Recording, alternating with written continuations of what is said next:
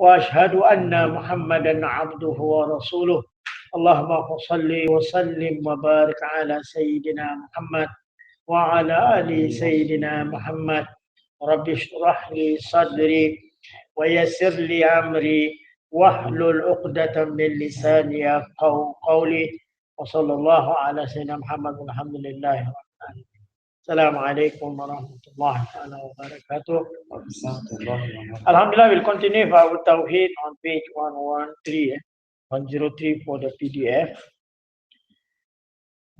Rather, what is known and what has been passed down by successive numerous sources is that the word of language have been used with the meaning that people meant to convey by them. And if anyone claims that he is aware of words having been established in the language prior to their use, then is that where we stop? He is mistaken, since such a claim has never been transmitted on any authority, nor is it said, we know this is so far if no words are established beforehand and no use may be made of them. To this it is said such is not the case. Rather, we know that Allah subhanahu wa ta'ala has inspired the animals with sound through which they may communicate with each other. This is giving us about some of our understanding of the Quran. So this has been referred as mantiq. Mantiq is logic.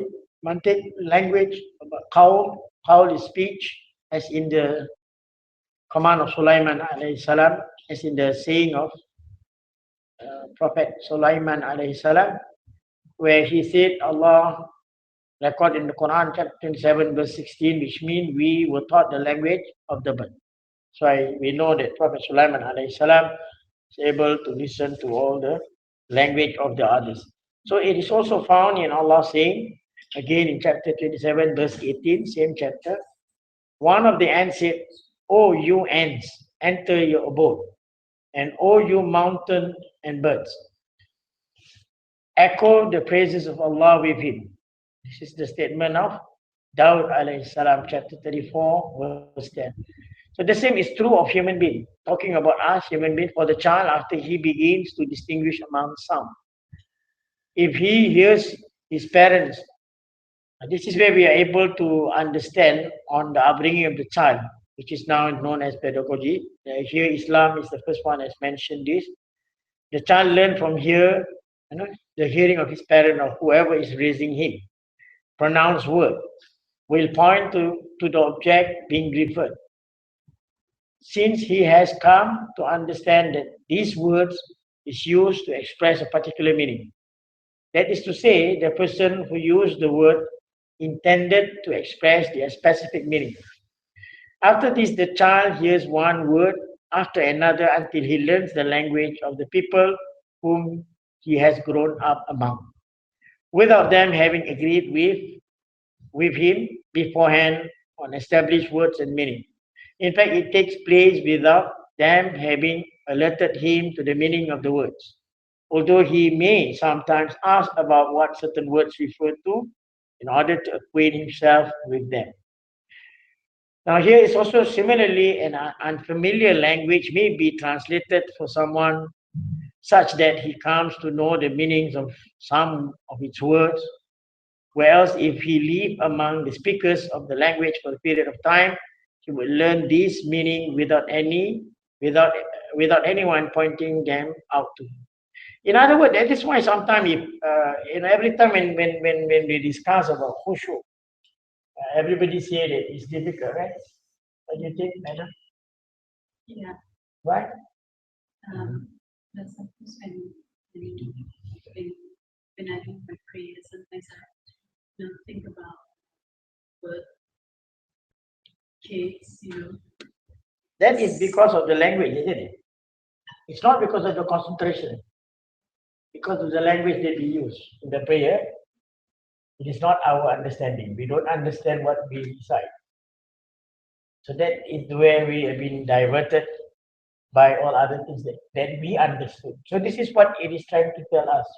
It's our mind that we didn't go, to check on how to understand the Quran. Salam. So that is the reason why that sometimes we can be distracted. Or rather we get distracted due to because of we don't understand the language. Yeah. But the thing is that sometimes you get distracted. Oh yeah. I mean, of course, yeah. I mean, beside understanding what we say, of course, we got external disturbance too. Yeah. I mean, we are not denying that. When you want to be doing the prayer, you have internal disturbance and external disturbance. The external disturbance will be, or rather, the external distraction will be like sound. Whatever sound that you pick up while you're doing the prayer, especially if you are at the stress level. Honestly speaking, again, it's a question of we need to be going through certain courses, which I think they are coming up, with which you all are attending in this class. We already started in Hajj al-Abidin. If you go through the course, I'm sure that you are able to. I mean, basically, it's about, as I said just now, it's about the understanding. I mean, we don't understand the language. So obviously, that's where we tend to be diverting. We divert our mind. It's just that we are reading, but we can't, I mean, at the same time, try to understand the meaning as we read the Quran. But once if you miss that first course, Arabic course that we have completed, I'm sure by now it helps them. In fact, about the morphology, it's question of, again, you got to be reading it, you got to familiarize with it. Even in language, I mean, in human language, as you know, right?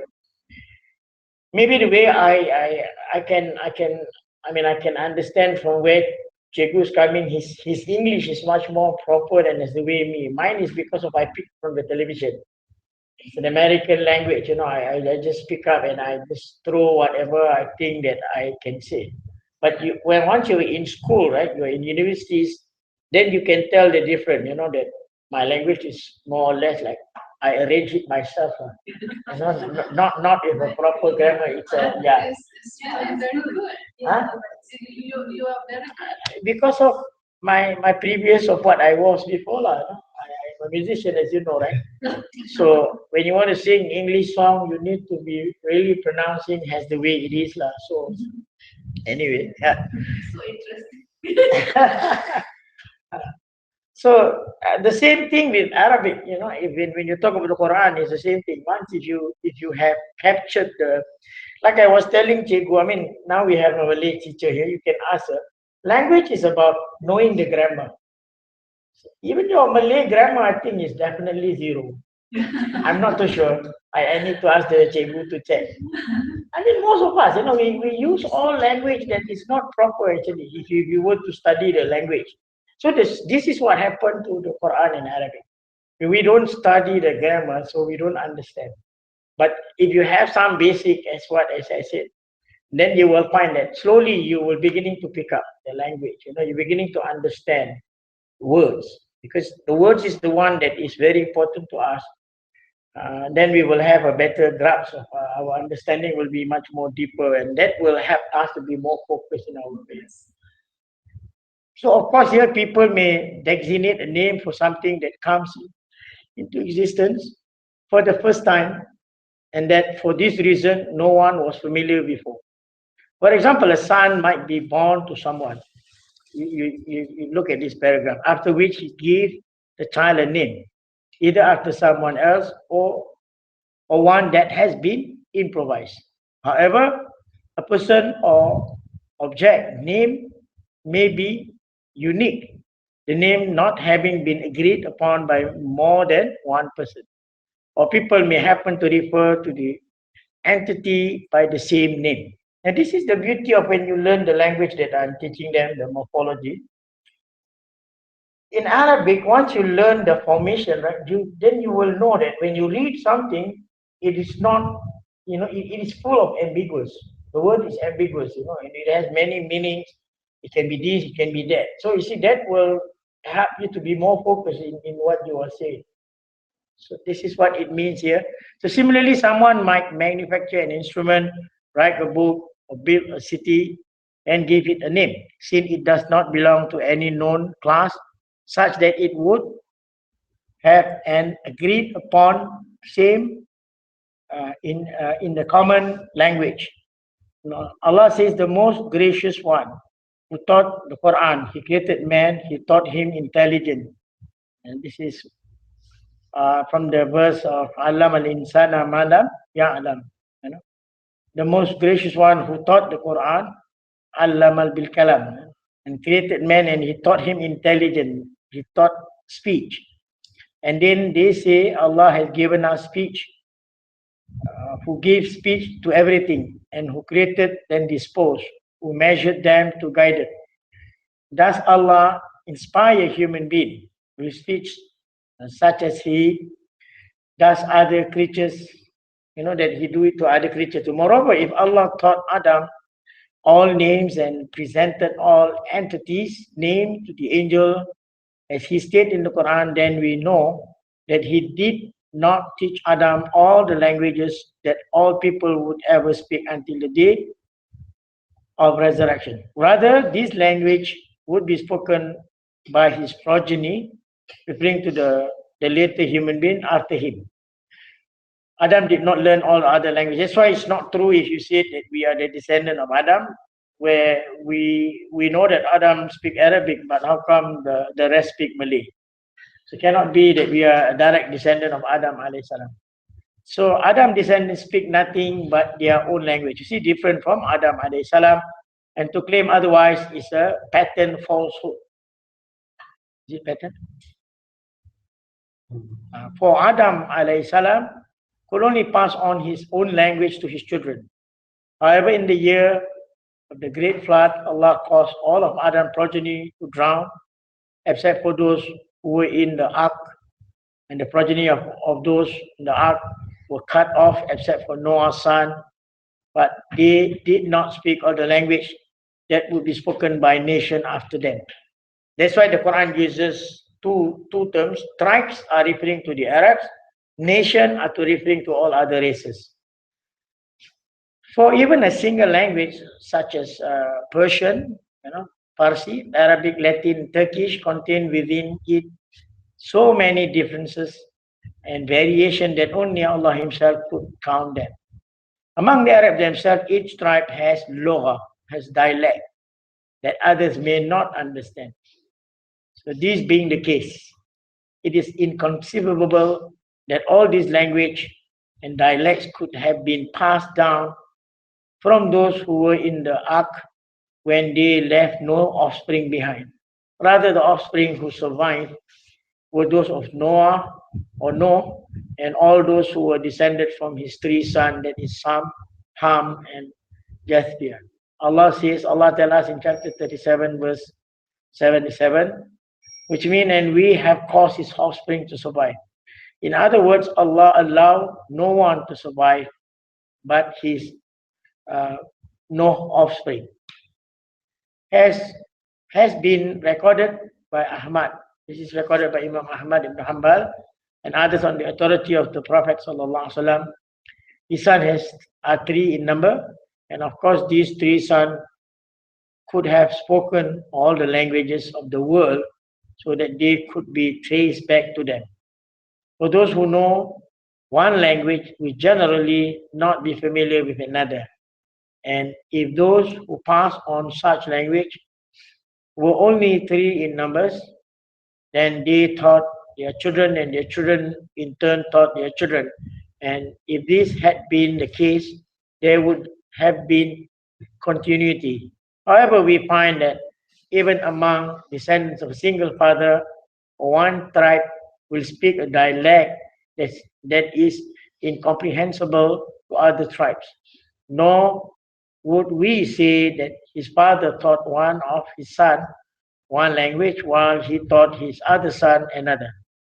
For a father may only have two sons, while the languages spoken by his offspring far outnumber these two sons. And by this virtue of the way Allah created them, human beings generally teach their children the language in which they speak to them, or the language that others use in addressing them.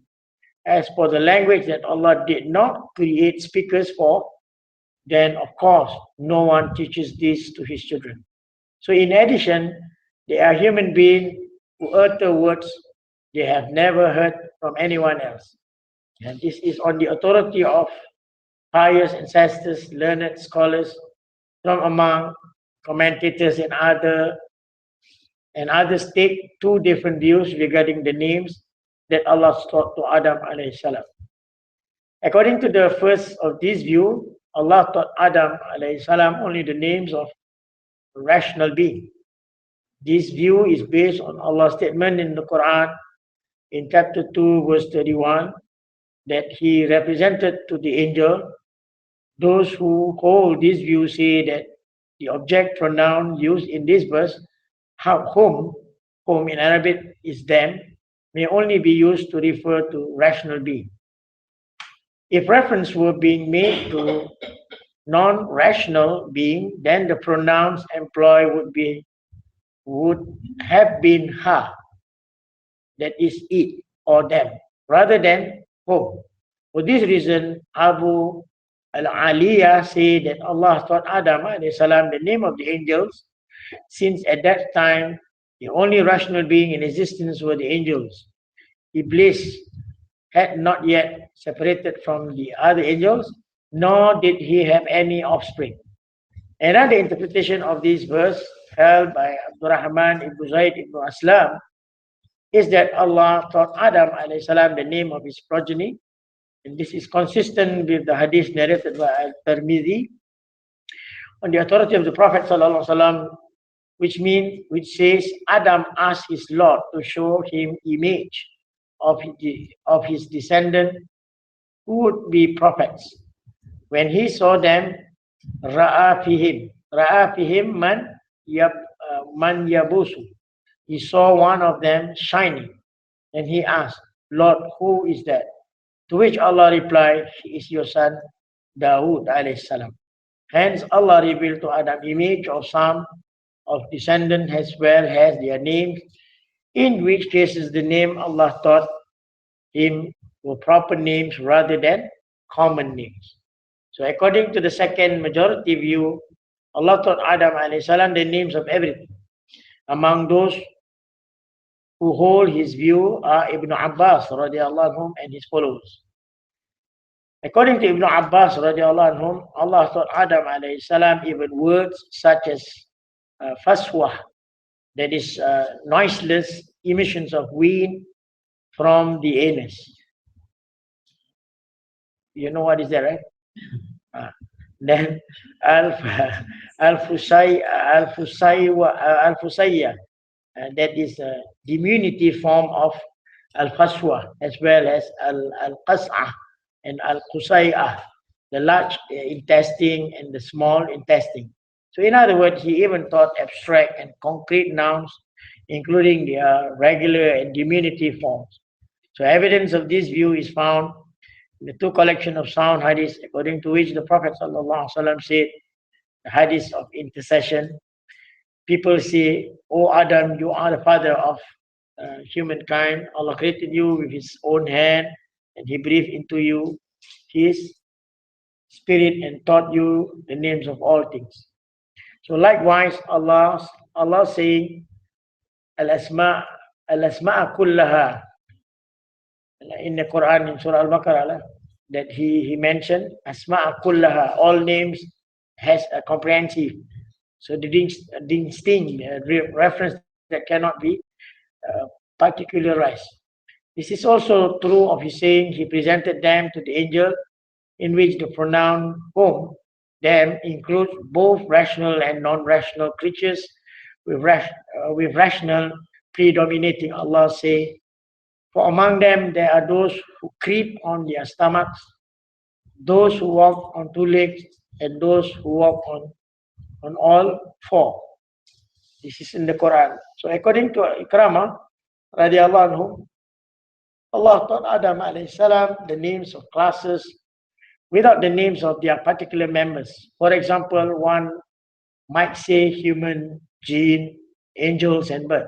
And according to Muqattil and Ibn Sa'id and Ibn Qutaybah, radiallahu anhum, Allah taught Adam alayhi salam the names of riding animals, reptiles, birds that he created on earth.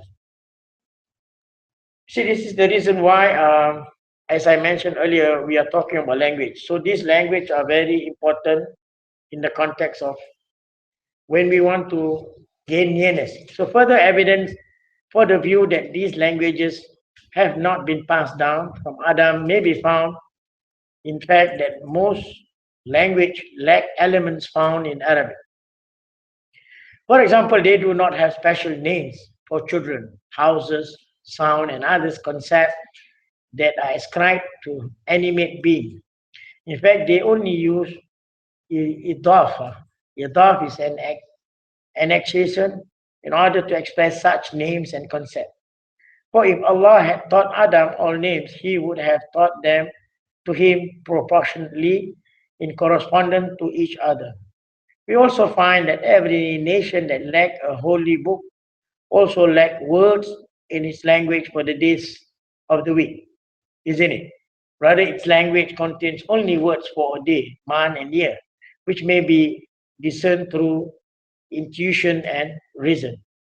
Thus, such nations have assigned names to the concept of a day, month, and year, since the expressions of something always follow a mental conception of it. As for the concept of the week, it was only recognized through hearing revealed message. That is, it only came to be known through the reports of the prophets that Allah created the heaven and the earth and everything between them in 6 days, then sat down upon the throne. This is where, again, the misinterpretation of the Christian, sat down over the throne means Allah go to sleep. To establish legislation according to which people were together one day every week in order to worship Allah and to remember that very first week during which Allah began to create this world. Hence, names for the days of the week exist in the language of the Arabs, the Hebrews, and those whom their languages have been passed down, whereas they are not found in the language of Turks and others, since they did not recognize this concept. Thus, it has come to be known that Allah has inspired the human race to express through words those things that they desire and conceive. So the first person thought this was Adam alayhi salam, and other human beings have been taught just as he was, albeit in different language. For Allah sent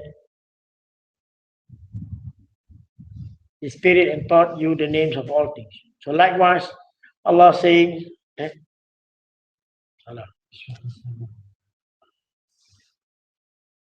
revelation to Moses in Hebrew and to Muhammad sallallahu alaihi wasallam in Arabic. But in both cases, what was revealed was the speech of Allah.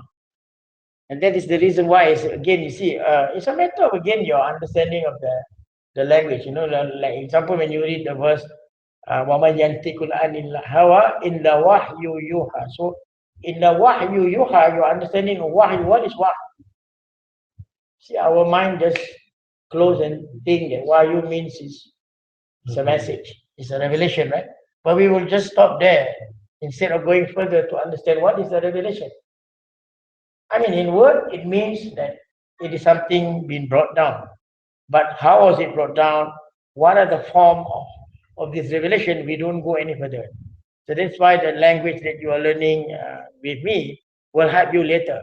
When you understand, when you read Arabic, when you read the Quran, then you will find that it will come. It will come into your understanding of the formation of the word as to where does it lead you? What is snakes and this and that? You know, your understanding will be broader instead of just narrower. You know, if you don't go for the language, then it will take a longer time for you to fall in love with Allah. Or even Muhammad sallallahu alaihi wasallam. I mean, you can be doing a lip service to say that you love Muhammad sallallahu alaihi wasallam. You cannot be loving him if you do not know him. Impossible. You cannot be saying, I love you to your husband, You don't see him. Cannot be.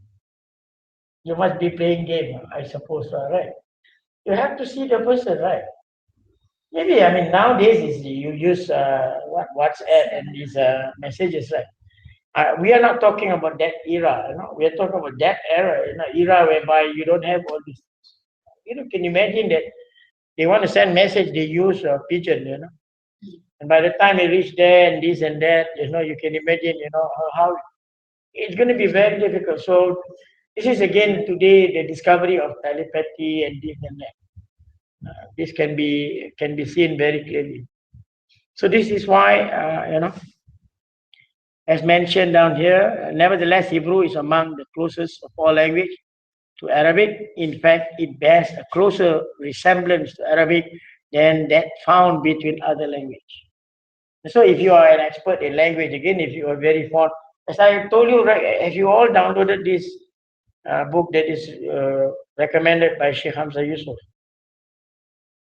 You should read. It's a very interesting English that tell you how to read a book. That is the title of the book. Yeah, how to read a book by Adler Mortimer. How to read a book. This is how it looks like. Very interesting. This book is used by Sheikh Hamza Yusuf to teach his children in his school, because we think that we understand reading, isn't it? You think that you can read, right? But then you need to know the variation in reading, right? If you're just a reader, you will just read. You don't even know what you read. Then you are categorized as a reader, But the one that he's talking is a comprehensive reader. You don't just read. When you read, you need a dictionary, because you need to understand what you read. So that is where, as I said just now, a language teacher like her, she will understand when you say something, whether that thing is really meant by you, or it's just you're making a statement, or whether it's a proper noun, it's an adverb, it's an adjective. Arabic is like that. The Quran is written in that form. I think you can still remember, right, Jacob? When do you? And maybe you can download Norman Ali's work. Norman Ali work is also the same with the course that I'm teaching. Same. Maybe his English is better than me, so maybe people can understand him better, I suppose. But mine is, I took from someone, and that Sheikh Yusuf Mulan promised that if I teach, my Arabic I will improve. If I don't teach, that it's become stagnated. And because grammar is something that you don't use in your day-to-day life, I suppose, right? Jacob, did you use or not? I mean, do the Malay use the language, or only in school, or is it? I suppose it's in school, isn't it? Right. When they are out of the school, I don't think so they bother what you tell them. Kami, saya, kawan, semua taruh tepi lah. They just blast whatever they think. So that's where we are. This book is very good. Then you will see that what we read, actually we don't read. We are not reading. We are mumbling, or that's all. That's what he said. And Hamza Yusuf use this book for his students, because it teach you how to read. Then you find that it's something that is Mortimer J. Adler. He's a professor. Mortimer J. Adler. Very interesting. And then if he says that if you're really a comprehensive reader, you read it once, you read it again and again and again. That is a comprehensive reader. I mean, to understand what you read. So Quran is like that. If you don't, and I mean, if you come across word, then you just don't understand what you're saying, then that's it. Right? You just don't bother to find out. If you have understood Arabic, simple verse like you read, Tabbat yada. What is yad? Yad is that. See? It's a simple word. You can just pick up the word. Ara'aita alladhi yukazzibu bidin. Kazzib from the word kazzab, kazib, meaning you liar. You kazibu biddin, you are a liar. That means you are a rejecter of the religion. That is what it means. So you see, this is what I meant by the language. You already learned it. I mean, you already some of the verses we already memorized, but we don't bother. You see, like you read Kul. You see, you read Kul Huwa Wahad just now, right? You see, you don't understand the grammar. Kul is a command for you to read. That means it's a command of you to praise one and the only one God. That's what Kul huwa Allah, meaning that you're swearing that there is none other except Allah. So this is what is trying to tell us here. So in summary, our purpose is not to prove the non-existence of matter mentioned above. Rather, it is sufficient to say that it is not known whether it exists or not. In fact, ilham. So we are human, we get this. Ilham, inspiration, is a sufficient basis for an expression to come into existence in language without having been established beforehand. And if this may be called learning through experience, let it be called so. Thus, whoever claimed that all categories and classes are laid down somehow before they are used in language has spoken ignorantly. Rather, what is known with certainty is actual usage. Some also say that literal usage is distinguished from figurative usage on the basis of whether one can discern the meaning of a word without the aid of surrounding context. That is, if word clearly expresses certain meaning, even when used in isolation, then we have a literal usage. So that's what he said again in this book. Shaykh Hamzah Yusuf, even in this, Motaima said that if you read, that means you are just reading it literally. So you need to understand. You know, when you read a book, especially when you read a book, then it is mentioned that what does author means? What does author means? And the author of the book. Huh? The writer, right? But author is not just meaning the writer, right? Author comes from the word authority, meaning that I wrote with authority. So we don't take it that way. We just read that, okay, this is the author's dollar, example.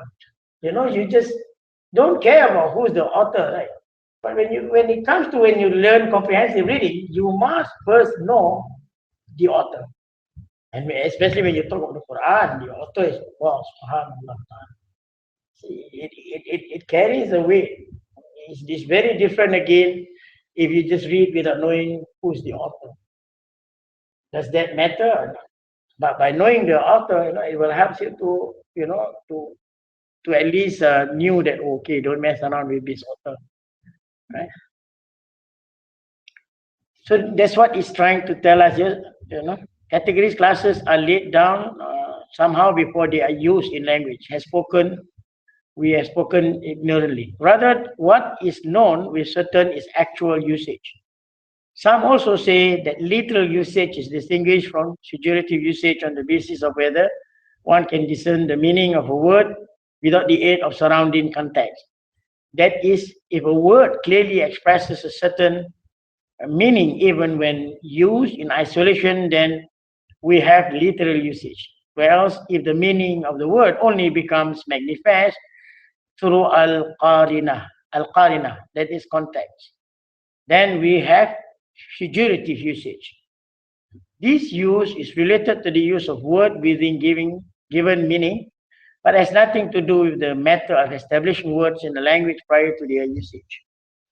It has also been said that the division of linguistic usage into figurative and literal has no basis in reality, for there is no criterion on which to base the distinction, which renders it meaningless. It is a distinction promoted by those who have no understanding of what they are saying. And that's what Mauritema is trying to tell us. Most of us read without understanding of what we read. So they are introducing a legitimate innovation into the law and are flouting both reason and common sense. For they have said the literal usage refer to a word used with the same meaning with which it was originally established, while figurative usage refer to the use of word to convey a meaning other than that with which it was originally established. However, in order to justify this division, they must demonstrate that in fact words are established particular meaning prior to their usage, which is difficult indeed. They then go further to divide literal usage into two types. As I always mention, this is what they said, Loghawiya. Loghawiya is, as I always said, that Quran can be interpreted into four different phases. That is, Loghawiya is talking about literal meaning of what you're reading. Like Naim, literal means sleep. No? But then you need to go into all other two. As I mentioned, one Quranic verses you can translate into four different phases. First is the Loghawiya. Loghawiya is from the literalist, or rather normally in English they say the literalist. Literally you translate the word literally. Then you need to go into the legal aspect of it. That's where again it has a different usage. Then from the mystical aspect, then again from the theological aspect. So one Quranic verses can be in four different phases. So that's the reason why if you do not understand the usage of these, then it may not carry much of a weight in your understanding of the religion. So here they give you some example. They then go further to divide literal usage into two types. That is Lughawiya, which is linguistic, and then Urufiyya, conventional. Though most of them divide into three types, that is linguistic, conventional, and Shari'iyya.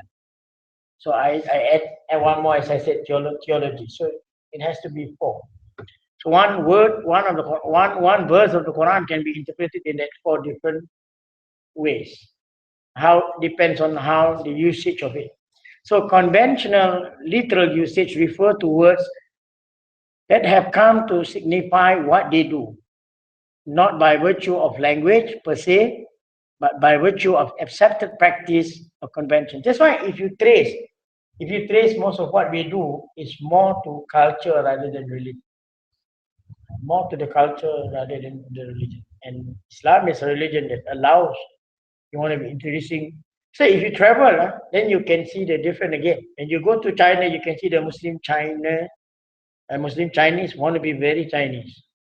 There is no Malay dress code there beside Arab because they know Islam through the Arabs. So it's either they dress like Chinese Arab or Chinese Chinese. They don't have Malay over there. So this is going to be a problem if we don't go into the Islamic worldview for us to understand how Islam is practiced outside our comfort zone. Then you can see, variation. And then in terms of the differences is again mentioned earlier. Is furu'iyah. Furu'iyah means is about branches, not so much of the fundamental. It's the branches is where they differ. Like whether can you be wearing colorful. This one the scholar differ. And that's why you see all Europe side, Middle Eastern, black.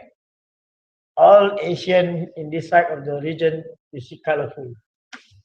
Because it's the influence of the Ottoman during the Ottoman time. They came with that colorful red head gear. Then it becomes colorful in this part of the world. But when you go to France, you go to country where most of the Europe, because they are influenced under the Hanafi school, you see them wearing black. Most of it are black. The Habaya style rather than any other style. In fact, they are wearing sexy, but what is important is the cover lah. That's all. And today I was browsing the internet. very interesting to see that they came out with all kind of fashionable attire. Very nice, very nice. And you find it cooling because nothing to see. You see, they wrap everything already. You can't see. You only see the beautiful face. That's all. Okay, alhamdulillah, at least you get to see. You know? So this is what it means here, lah. It depends on. So the signification of the word might at times be more general than its strictly linguistic meaning. And this is where you need to be careful. Certain of the Quranic, sometimes it can be just general than its strictly linguistic meaning, while at other times it may be more specific. Moreover, the conventional and linguistic meaning may actually be different from one another, although they are related in some manner, because of which the same word was employed to convey two disparate meanings. An example of the first case would be the word neck, head, and the like. Words that are originally employed to refer specifically to a particular member of the body, and that often came to be used to refer to the entire body. The second case pertained to a word like dabba in Arabic, then riding an animal, such as horse, mule, and donkey. So this word again originally was used to refer to any creatures that creep along the ground, since the word dabba means to creep or to crawl. Then it came to be used by someone to refer to animals that walk on four legs, and by others to refer specifically to a mare or a donkey. The third case includes such as ra'iti. Ra'iti is actually ra'it, feces. And then za'ina, riding camel. The word ra'it, for example, in the Arabic language originally referred to low-lying area where people would go to dispose of bodily waste. That is what ra'iti means. Eventually, the same word came to be applied to the bodily waste themselves by association with the place where they had come out. So the word za'ina was originally used to refer to a riding animal, and specifically a camel riding, after which people came to apply the same word to the woman who rides on a camel back on a litter. The point to be stressed here is that this type of conventional literal usage did not come into existence because a particular group of people decided to introduce it into the language. Rather, some speakers of the language simply began to use a particular word to convey a meaning that had come to be understood through conventional practice. Through this usage, the word then took on this particular meaning as the usage became more widespread. For this reason, the literal usage of many words in a given language have been expanded over time. In fact, a word meaning based on conventional usage may come to be more widely recognized than its original linguistic signification, so that when used in an absolute manner, the word evokes not its original meaning, but rather the meaning it has been acquired through conventional usage. So in such a case, the word literal meaning based on conventional actually abnegates the meaning it originally conveyed in the language. Moreover, this literal meaning came into being without any establishment of its significance prior to its use. Hence, appeal to such prior establishment of the meaning of words is not valid. Can you understand? Huh? Quite deep now, Ustaz. Yeah, of course. This is talking about the Quran. It's talking about the Quran. That's why I asked you to read that book, the Multi-Time just now. It's very interesting, Cikgu. I mean, because he's a professor, when he graduated, he think he was so overwhelming of his knowledge. He thought he's very knowledgeable. But when he went out, when he start touching on the book, then he knew that he has not been reading actually. And that's where he wrote this book. And Sheikh Hamza Yusuf uses this book for his student to when they want to when you want to go on tafsir. When you want to study tafsir, you need a cikgu like her. You go back to the Malay language about kata nama. Kita ada pakai kata kerja, apa kata abjad. Sekarang ada kata abjad lagi Kata abjad tak ada. Tak ada. Tahulah macam-macam. Abjad Ada kan? Ya, tak ada. Sekarang baru dah tak ada. Tak ada. Kata nama, kata kerja. So the implication of so far what we read, the implication is that when we read the tafsir of the Quran, we really need to know how to do it properly because the word itself, we need to, based on what they say, we need to know whether is it, how to put it, from a linguistic point of view or is it used in a conventional way, so on and so forth. So that is what that makes it challenging. But the first few part, the one that I read, if I understand correctly, Ustaz, it seems like the author is saying that those who bring up the issue of figurative usage of the words are those who actually do not really know the language because they kind of like do not go to the back to the original meaning of the word. But then he was saying that currently in the way we tafsir the Quran is from that different point of view. Sharia, linguist, conventional, so on and so forth. So how do we reconcile? Are we doing the tafsir correctly now? If based on the author, what he said, there's only the original meaning. So, yeah, macam mana Ustaz? Of course, the original meaning is still there. That's why you need to still go back to know Arabic. Without which you can never have a right understanding of what you're reading. But even in Arabic itself, it also has the issue of literal, figurative, and then Sharia point of view, conventional, so on and so forth. So, But for the Quran, they have agreed that it has certain format. It has certain format that you have to follow. The moment you did not follow that format, then you are not in that Sunni side. You are not in the Sunni understanding, and that's where you have sectarian in Islam. Those are the reason why, because they do not want to follow that format that has agreed upon by majority of the scholars that you must follow that format. so that format includes, or they accept the fact that there are figurative usage to the word, which means we can interpret it from a Sharia perspective or from that Tawhid, so on and so forth. That's why you can see that may Allah Ta'ala prolong the life of Professor Yusuf Qadawi. You will find that among so many profs that is still living, you will find that he addresses to all these things even. She start writing books about where people misunderstood about differences. You know, like there's a Quranic verse where Allah mentioned يا أيها الذين آمنوا وأطيعوا الله وأطيعوا الرسول أولي الأمر منكم فإن تنازعتم فردوه إلى الله ورسوله. So this verse clearly explain that you are if it is coming from Allah and Rasul. You see, even in this kind of literal translation, the command is Ya ayyuhallazina amanu wa ati'u Allah wa ati'u Rasul. Oh, you who believe, obey Allah. So you see, the word obey in English is just very. Is it vague? Is it vague? Is it the right word that I'm using?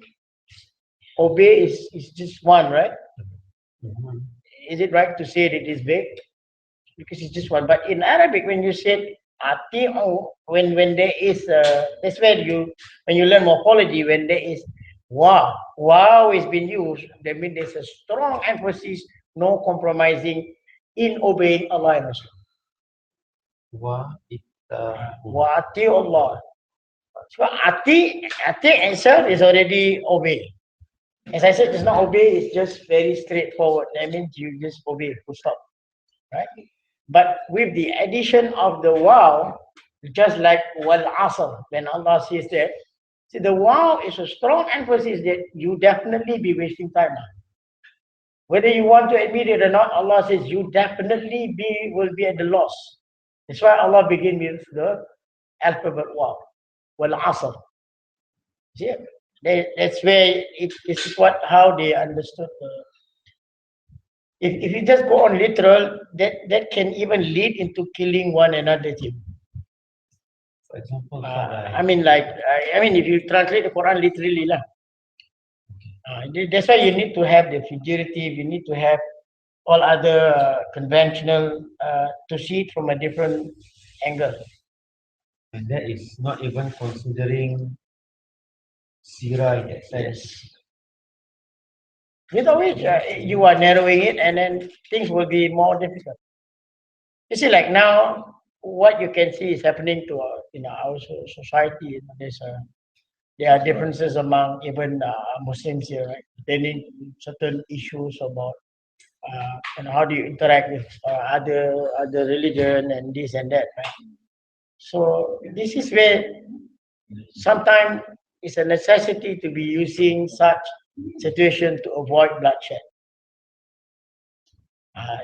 This is where at their level, at the national level, they declare the Daruriya. Yeah. Because otherwise there will be a bloodshed. So how do you try to overcome it, to ensure that there's no friction when you want to touch on differences of this? It's about socializing. How do you tackle this issue? Because you must always. Singapore is the reverse of Malaysia. Right? Because they cannot tackle. They don't want to tackle because they think that they are the majority. See that's why the issue is the other way around, the reverse, as I say. Singapore is a reverse of the other thing. The Singaporeans Muslim must remember that they keep on mentioning that it's a secular country. So secular means no religion. If you understood again, that's why Professor Nagib Al-Atas debate about this word secularism. What happened in history? You go back again to in 1924 when Sultan Ahmad of the Turkish Empire went down and Kemal Atatürk took over, and that's where secularism was already been introduced. And the whole of the Islamic nation at that time turned into secular automatically. Whether you like it or not. And that's why now it's the reverse. Sultan Brunei tried to change that. Begin with that. They declare, you see, there's only 3 countries in the world that declare their state law is Sharia law. Saudi Arabia, Pakistan, and it's only 3. I mean, prior to before Brunei, there's only 3 countries. 3 or 2? I mean, prior to before Brunei, it was Saudi Arabia, Pakistan, and another one is there's another one more country that their state law is Sharia. The rest all, even Indonesia doesn't dare to declare. They are the largest Muslim population. Iran. Yeah. And bukan Afghanistan. They also, so those are the 3 countries now plus Brunei 4. The rest all, the Sharia law is, the practice of duality of court. They have Sharia court, they have civil court. The rest of, it's showing that they are still practicing Muslims lah. In other words, hiding behind that secularism. But this is interesting. If you go into the language, like I said, and that's why again in history, in Sirah, if you learn, there is only 5 languages used that used in Islamic history. In the world history, in fact, 5 languages. Arab is one. Then you have Swahili. Then you have Parsi. Then you have Urdu. And then you have what is another one? Arabic. Arabic, Urdu, Parsi. Actually, Arvi is the Tamil Arabic. Tamil Arabic. You know, the Tamil also they just like Jawi, sorry. Jawi is also is used worldwide. I mean, if you trace history, there was no English until after the crusade. Then only colonial and they force it and they enforce it and make sure that everybody know how to speak English. And every one of us are blind like a bat. So even in the Malay, if you study history again, it was Johor declared in 1957. Then only uh, the Romanized Malay was introduced. Prior to that, Malay was Jawi, was not Malay. Was 1957. Then they decided to close all the Malay, the Jawi writings. So yeah, then that's it lah. Ada, tapi dia punya Ahmadiyah Press dah tutup yang bikin surat Jawi ni lah. Apa khabar? Yes, back to this figurative thinking, I think the paragraph was saying that based on my understanding is people will use based on the word is how people are using it now rather than the literal meaning. So does it mean that the Quran is given to, specifically to the Arabs at the time? No? I don't know. Just based on this paragraph. Yeah. Not solely to them, because of it is dealing with them, so it must be in their language. And the prophet was an Arab prophet, so it must be in their language. You see, if you read Sirah again, I think you have not come to that. The Arabs already know Bismi. They already use that word. Bismi Lata, Bismi Uza. They want to eat, it will be that's how they recite. Then they already know the word karama. Karama to them is a status. They brought you to a certain honor, then they call that person as a karama person. And then that's where the Hindu have also what they call it. Huh? Not kasa. What they call it? Karma. They call it karma. See, it is an Arabic word, but you see, it can be interpreted in different form. But the idea of the Quran in Arabic, so that when Muhammad sallallahu alaihi wasallam read to them, they understood. It sounds familiar, but because of they got a very strong grasp of grammar, they are very good grammarians, because during that time they were good in poets. So they understood that this cannot be written by human beings. It's like I said, like if you ask her as a school teacher, I think in English, like Shakespeareans, if you know how to be talking in that kind of right? Like I said that you want to be saying simple thing, but you put it in a very sophisticated manner due to the fundamental rudiment. I think I'm getting intoxicated and sophisticated by your verbal verbosity. Instead of just saying that I don't actually understand what you said, but you use a very masterful way of saying. So Quran is more or less like that. So to understand it properly, that's why you have to look at the hadith. That's where the role of the Prophet comes in. He explained what Allah does not clarify. And that's why even in the hadith, you still on top of the hadith, you have hadith Qudsi. This Qudsi is directly coming from Allah, but Muhammad sallallahu alaihi wasallam is the one that. So that one, the scholars agree that in all probability, Muhammad sallallahu alaihi wasallam may make mistakes in the terms of hadith Qudsi. Because the word is coming, the command is coming from Allah, but Muhammad sallallahu alaihi wasallam was the one to interpret what Allah wants him to say. This is according to Imam Malik in the book Al-Muwatta. Al-Muwatta, have compiled so many of these hadith Qudsi. But for hadith, there are again variations. So this is where, like I said just now, unless if you are a fans of language, you like language, right? You remember you study Chinese, and now you study Malay. You study Malay before, then you see the difference. the approach is more or less the same. There are certain fundamental rules that you need to understand.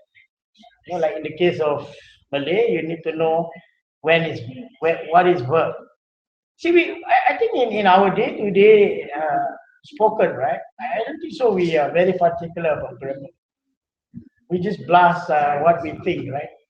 So, yeah, unfortunately, that's why only now then they realize, bahasa baku. You know, when the baku become baku, we're actually, in reality, we are not using the language as the way it should. So until like we attend studies, you know, we attend religious study, then we see the seriousness, the importance of language. Likewise, we will not be, you know, we don't just bother to be looking into it. And that's why the iman is dwindling. It goes down because of what we use in our day-to-day life doesn't affect us so much. You know, it is not really that great. Like, I don't know when you have you started learning Malay beside Chinese, what other language you speak? Malay, but not grammarians Malay, right? You know? They have also Shakespeare. Is it? What do you learn? Oh, okay. Basic Malay. So it's the same. When I first taught Arabic in most of the CC, then they request that I teach Malay, so I go and trace. At that time I learned with my brother, his father-in-law, his late father-in-law, Kittabul Iman Hassan. Is very popular in Malay poets. So teachers like Dr. Arif lah. So these are then I get to know actually Malay doesn't have their own language. Most of the words are borrowed words. You know, like bihun is taken from Hokkien. And many lah. I mean, if you go into the language, right? I do not know what she learned. I mean, in the proper Malay, maybe different now, but this one is more to the language itself, more conversational. I think hers is different. School is a school language, you know. So this one I managed to at least get some history to know because I teach Malay language in CC. I mean, for beginners and conversational, it's not grammar or anything like that. Just conversational for especially for those, I mean, foreigners who are planning to stay in Singapore. So that time, first because of the government was touching about, venturing business with the Arabs world. So that's why I became popular in the CC because I teach Arabic conversational. You know. But then too many already I cannot tahan. In the end, then they decided not to go into business. Then finally they asked me to teach Malay language. So when you want to teach the language, you need to trace where this language comes. And you need to trace because you cannot just blast and then people ask you whether. So that is the beauty in Islam because many of us we know the Quran, but we didn't go into what we call as ulumul Quran. We don't go into the study of the Quran. When was Quran written? How was it written? You know, to us, it's Quran is a Quran. We stop. That's what happened, is it? Allahu Alam. I think we stop here. Any other question? Unless if you have any other question. Putra?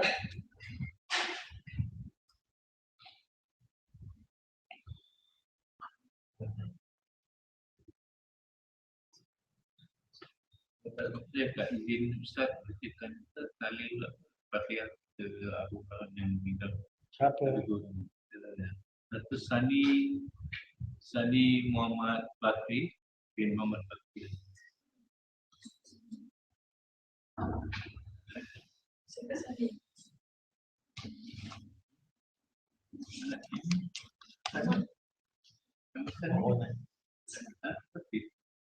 Bakri dan Muhammad Syarin. Muhammad Syarin bin Muhammad Bakri apa? Dengan